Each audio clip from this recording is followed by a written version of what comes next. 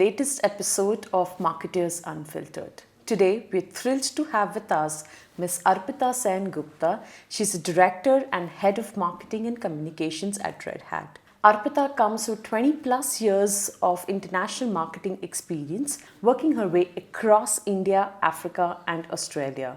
Arpita establishes herself as a global marketing leader, and she thrives to work across the intersection of strategy, innovation, and cross collaboration. Arpita has leadership skills across marketing, product marketing and management, sales enablement, market segmentation, market and competitive intelligence, and account management. It'll be great to explore her journey today in this conversation, her perspective on modern marketing landscape, and her vision at Red Hat Marketing. Thank you so much, Arpita, for joining us today. Thanks, Khushbu. It's a pleasure to have been invited to this great platform. Always look forward to learning and growing together and look forward to our conversation today. Superb. Arpita, you've had a very unique experience working across international markets, which is India, Australia, and Africa. If you can tell us how it has shaped your journey and your perspective of looking at marketing today. So I just want to reflect upon the opportunity that I had to, live across different continents. I think just the cultural nuances, living there, growing with the communities there, learning their way of life was something very unique that I feel very, very blessed to be part of. In terms of how each market is different to each other, they are very unique in their own ways. Australia was a fantastic experience in terms of how forthright our customers are, in terms of actually sharing very direct feedback in how we position ourselves and what we come across to them in a very forthright manner.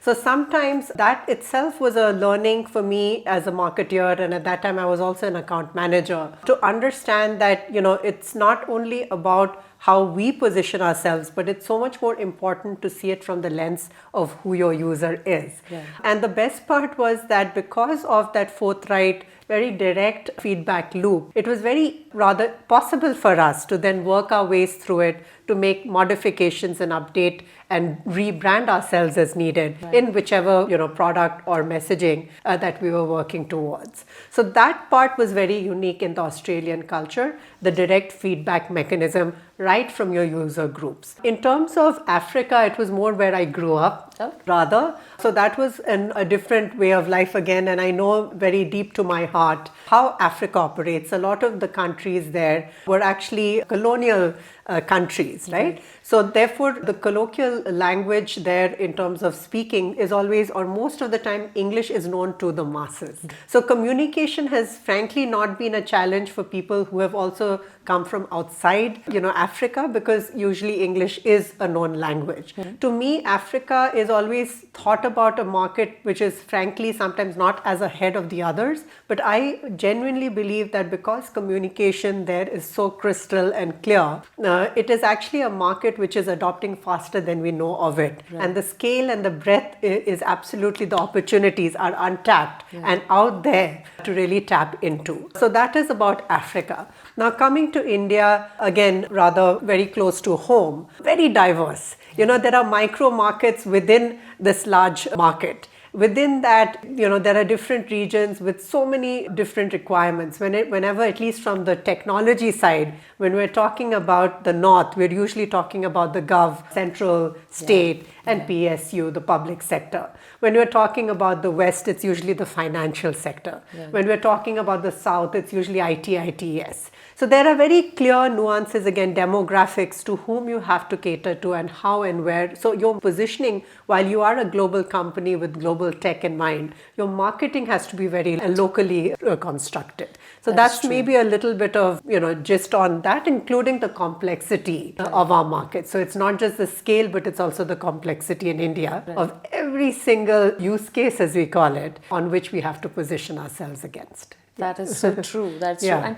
And sure, did you also feel that sometimes from an innovation standpoint, let me also try what it would have work, not only from a content standpoint. Content, I believe it needs to be, localized for the country, for India, for example. Yeah.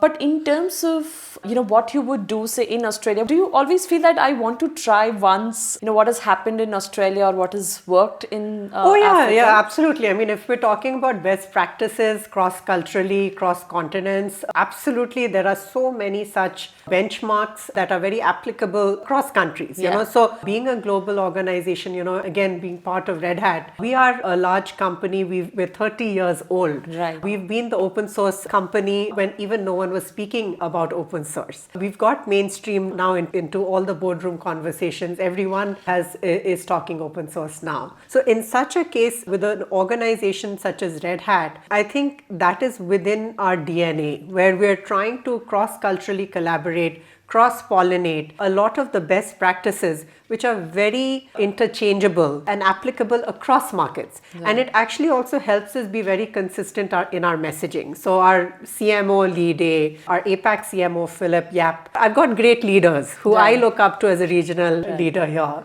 And as part of, you know, a lot of the guidance that comes right from global to geo to country, we are very clear that cross collaboration is critical to not only standardize a lot of the messaging to be consistent to the larger charter that we have at play, but also build upon the good work that the other regions have done and see how it is applicable to other markets. So true, so true. Yeah. And that's why we say localization, right? Yes. Global and local together. The best of both worlds. Exactly. Arpita, at Red Hat, you're driving marketing at the intersection of open source and, you know, technology and enterprise, right? How do you see marketing shaping the company's story in the years ahead?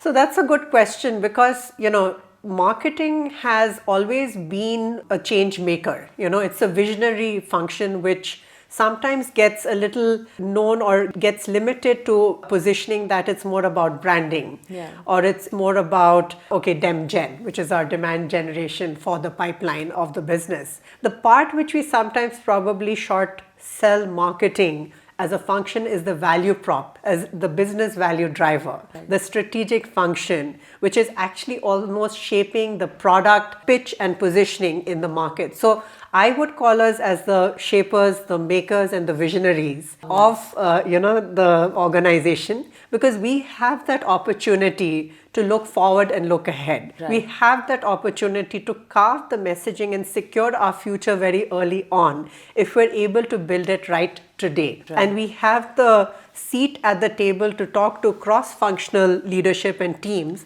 to be able to bring it in as part of the strategy. So to me, marketing has a very pivotal role to play for the overall success of the organization and beyond. Absolutely. If you had to capture Red Hat's marketing vision in just a few words, what would that be and why? Well, top of mind, we have our brand kind of values and ethos and frankly guidelines, right? It's very simple. It's open, it's authentic, it's brave. Okay, so you're talking about all of these coined together very much as part of how we operate as a brand. And we would at any time would remain to our roots in our authenticity. We would never shy away about calling for what it is in terms of our positioning and our branding. So that's the brave part. We're very courageous in our statements. At the same time, we're very open because we're all about community. And that would straight away come to my mind. Fantastic. I think that is very, very rightly put as a vision as well. And I think if you have these covered, as it also reflects how your leadership and how you as a person look at it, right? So I love that. It's thanks to all our charters at the top, which is why it's all percolating throughout the organization. So. Sure. So Arpita, the MarTech universe is expanding, right? How do you personally decide which tools or technologies truly make a difference versus just the hype? Look, I wouldn't call it only a hype because to me, a tool is an enabler and it's very critical to the overall success of the entire ecosystem, how we operate as a marketing function, right? So to me, I would never shy away from trying new tools and really trying to see how it applies best to, which is the best market fit for us. To start with, a lot of it already gets decided and planned and very well researched from our global teams. So at Region, we usually get an opportunity to be the user group to try these out, right? And give feedback to share on truly what its applicability is. Now, this is where I would any day give up to 3 months, which is usually a quarter, to really assess and attest its success rates in terms of adoption, right? Is it truly making sense? Is it bringing in value? Is it making us more efficient? And is it integrated in a way that, we're not really disrupting beyond reason, Right. So this is usually the, some of the steps, at least I try to follow with my team. And as I said, we're usually a user group because a lot of it's already deeply researched at a global, geo APAC level. And then at a country level, we would then have that great privilege to try these out and then share back on what our experience has been. And again, take a very informed decision on why we think it is, truly meeting the purpose or why not. Right. And quickly then unplugging ourselves very early on so that later we don't have to continue on its adoption and backend integration, which would may not lead to success. Absolutely. And I mean, there is the bubble of AI, right? Yes. So yes. how do you see, AI really, I mean, one of the, early adopters were definitely marketing, right? Yes. So right from content to video creations to graphics, etc. Yeah. How do you see that getting leveraged? And are you a strong believer of AI and driving through AI? Are you experimenting something with AI? No, that's a brilliant question. And I know AI will pop up. It's just a must do, in every conversation. To me, I look at it in different ways. To start off with, as Red Hat as an organization and applied AI in marketing, that is something we take very seriously. Sure. So from day zero, our CMO, our Geo CMO, everyone has given us a very clear guidance across marketing teams to not only understand the value of AI, but to apply it, and of course in a very regulated framework where we really ensure that those tools are Red Hat AI approved only, right? So because again, the risk of AI is sometimes authenticity. Right. We are deeply authentic. Right. Now, whatever content is going into our websites, whatever is being published, has been built from us grounds up. Right. Now imagine risking that in any way or form about losing its authenticity over time, because a lot of team may end up using, as we call it, the shadow AI, version of it, which is not approved. Right. So we are very clear that within the regulated guidance and guidelines, we should not only enable ourselves, we should absolutely embrace it in a way that it brings in the end value to all of us in efficiency. That said, the part where we always also rather encourage the teams is to keep their creativity as ripe as ever. Because again, it can, that human element about having to say put in a prompt and being very creative about how you put it will generate the desired outcome. Right. And therefore, we need to also, being marketers, by creativity is ingrained in us. We should always value and retain its essence, because that will always differentiate us from the tool that is at our fingertips. So basically, to me, it's an enabler, an efficiency driver, but at the same time, never a replacement of sorts.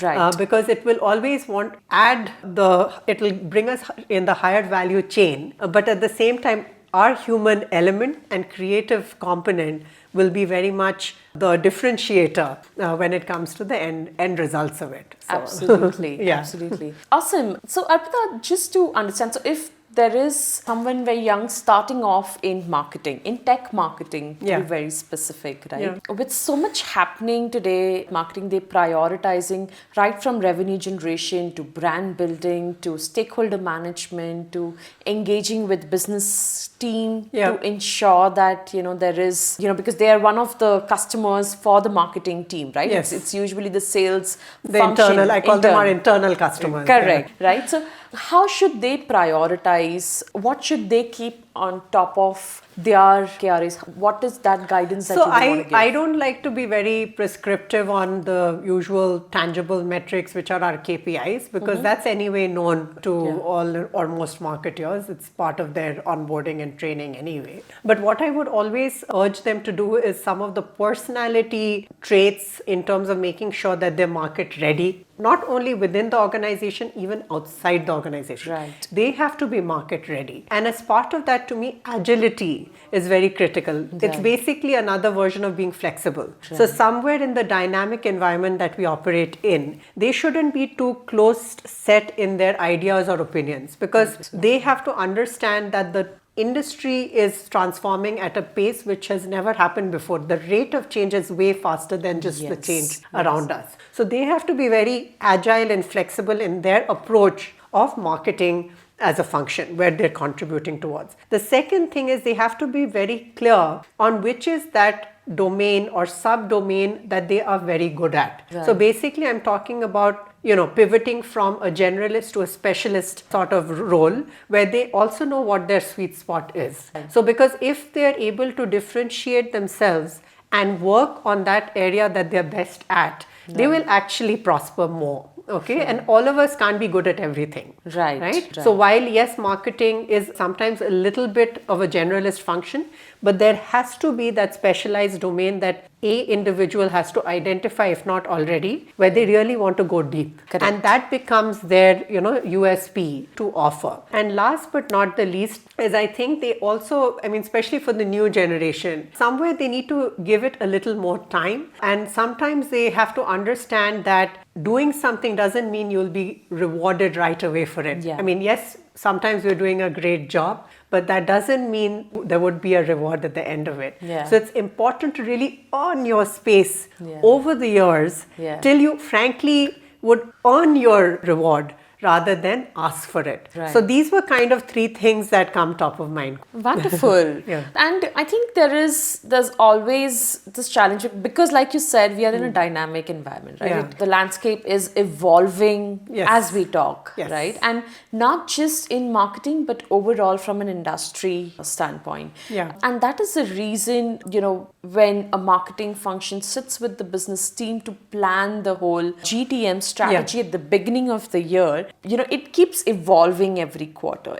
There are definitely changes based on market responses and prioritization, right? Yeah. How do you ensure that it is, there is the core, which is, and what's that core? It stays in terms of planning and execution, and in quarter wise, whatever, success, ROI driven programs that needs to be planned can happen throughout the year. Yeah. So what does that look like? So it's quite frankly much simpler than what it may seem to be, right? Very early on we do a planning cycle. This could be a good quarter before even the new fiscal year commences, right? Which is what it is. So because we're planning very early on, a quarter, 2 quarters ahead of the year ahead, you've already got your core principles and core guidance about some which are a must have. It's non-negotiable, right? So those are something you would very much put as a guardrail. Right. Now within that canvas, now you've built the guardrails of the canvas, which is a complete must have, but you have a canvas still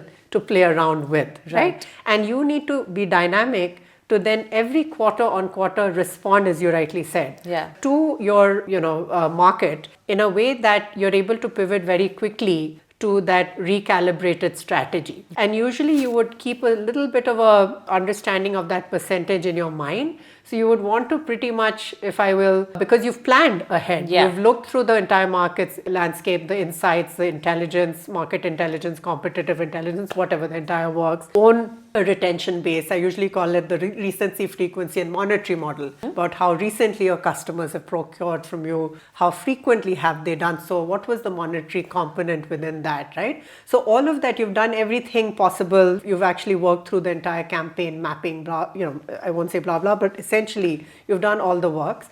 But there'll always be a certain small percentage within 10, 15, 20% or so that you can play around with. And that to me is always where we have to be very agile and quickly, recalibrating and going back to the drawing board. And frankly, sometimes starting from scratch and discontinuing things that haven't worked even as early as last quarter. Right. So you have to be very quick to take that call. Awesome. Yeah. And ensuring that, your team aligns to, this thought process that it is, while there is a broader plan, but there are going to be dynamics and, we work along with that and kind of still be motivated enough to pick up everything that comes. So what do you kind of do to put that culture? So that's again a red hat culture, where everyone, it's called meritocracy, where the best idea wins, right? So it doesn't matter whether you just joined as an intern yesterday or today. You have the voice to call about, a great idea which you believe truly hasn't been shared, or maybe it has been shared, you just don't know, but you have the voice to share that. Right. So it's the same thing within the teams. Everyone is a critic of each other, including, their so-called management chain. Right. It is that way, again, a very open organization where our teams are challenged to question each other, not for any other reason. It's to have that healthy debate on everything we do. Sometimes the collaboration is so much, we get a little delayed in our decision making because every team, it's not just within our function, it's cross-functionally. Until there is a consensus on the board that everybody is in agreement that we've done every possible thing to research this out and iron it out, we don't come to a consensus. And of course, we're getting better at it in quickly making those decisions. But I can tell you this much, that every Red Hatter has to really explain and justify what they're doing and why in a very meaningful way. Otherwise, that idea will be shelved before you know it. So it is the culture itself. Fantastic. Yeah. And Arpita, it'd be nice to know what are your expectations from the ecosystem partners that Red Hat works with from a marketing function perspective, right? To be aligned in this journey. I mean, I would not say for a couple of years, but even for a year, for example, right? What is that, you'd expect from the whole ecosystem of partners that work with Red Hat marketing function? Super critical. So, we always say customer first, partner always. So that pretty much should tell you what, to us, what partners mean. Right. They are always, a part of us, an extension of us. We would not be here if they are not here, including, of course, our valuable customers, right? So partners are, for us, very much part of our teams. They are our co-creators. They are our co-collaborators. They're the ones who are able to let us scale to rather within the globe countries and within country, the tier 2, tier 3 cities,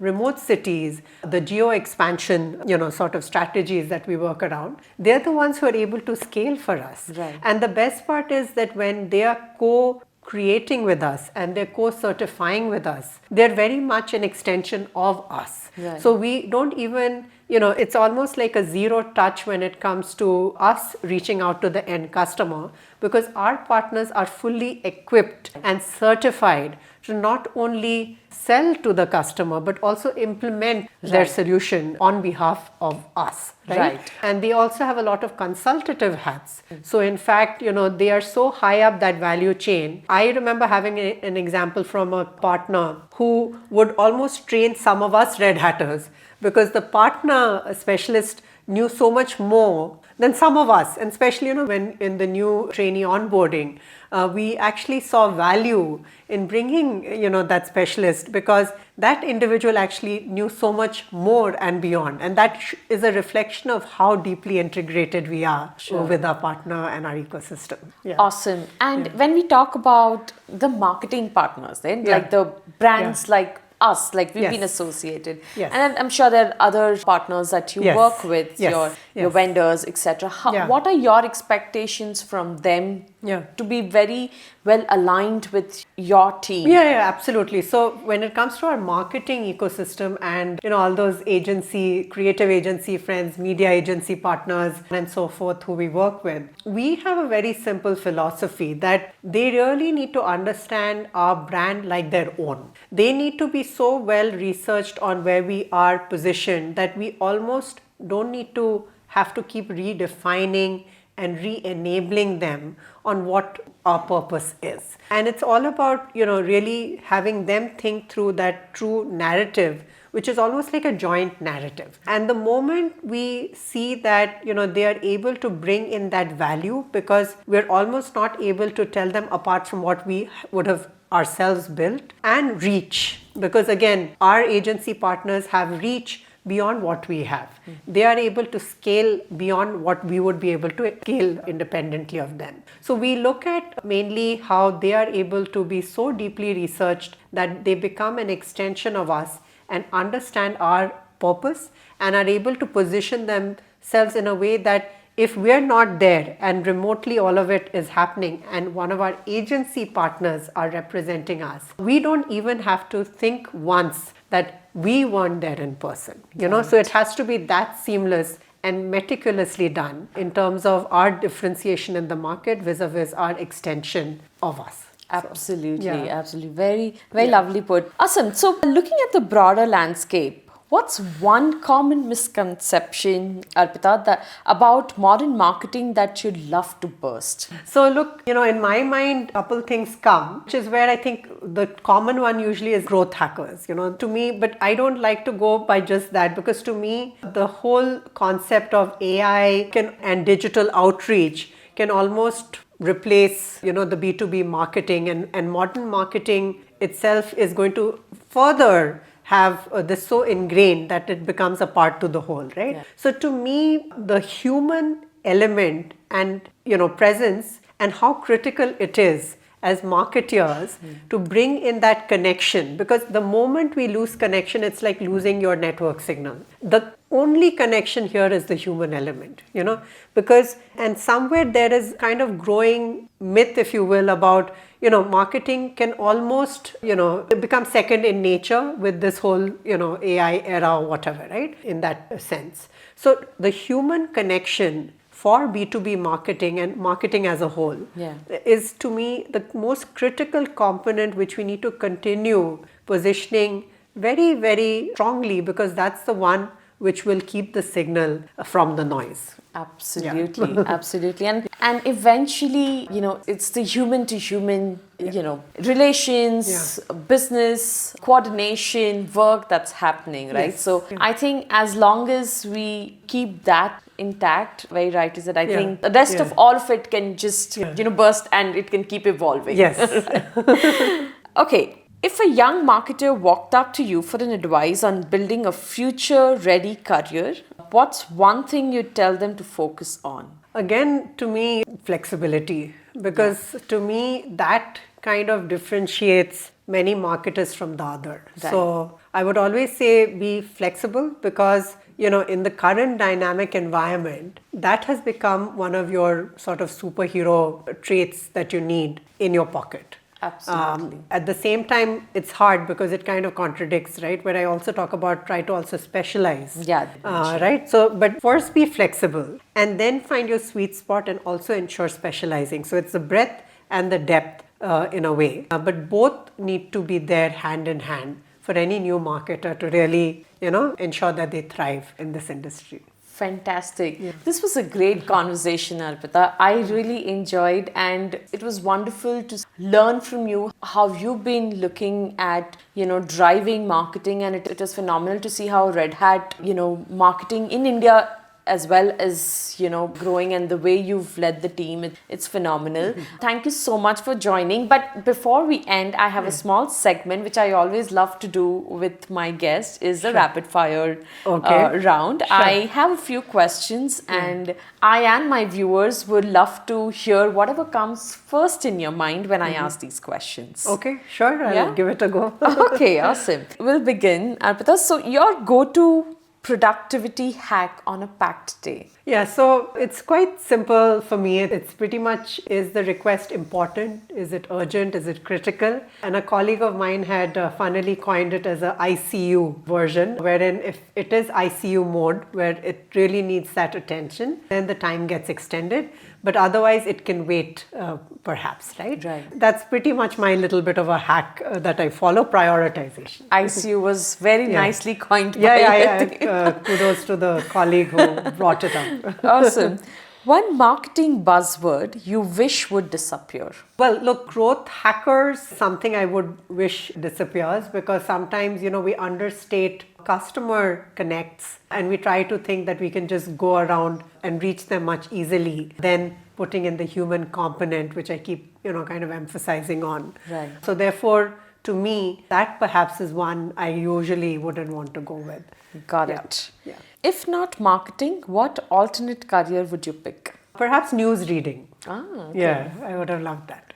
Nice. Good for us. A leader from any field who deeply inspires you? It's a good one. Look, for the longest of time, and even now, Sheryl Sandberg is someone who very early on, I remember I was still studying, and, she had come up with this fantastic book, Lean In. She was CEO of Facebook, right? And the fact that she's so charismatic, so educated, so well entrenched in the industry that she's part of, and much beyond that. I think she was such an inspiration and role model, where she always actually, talk about just the corporate life, but life in general. And as women, and of course, women future leaders at that time, to me, she was a role model. What are those core principles that we should consider being part of this industry? Right. So, yeah.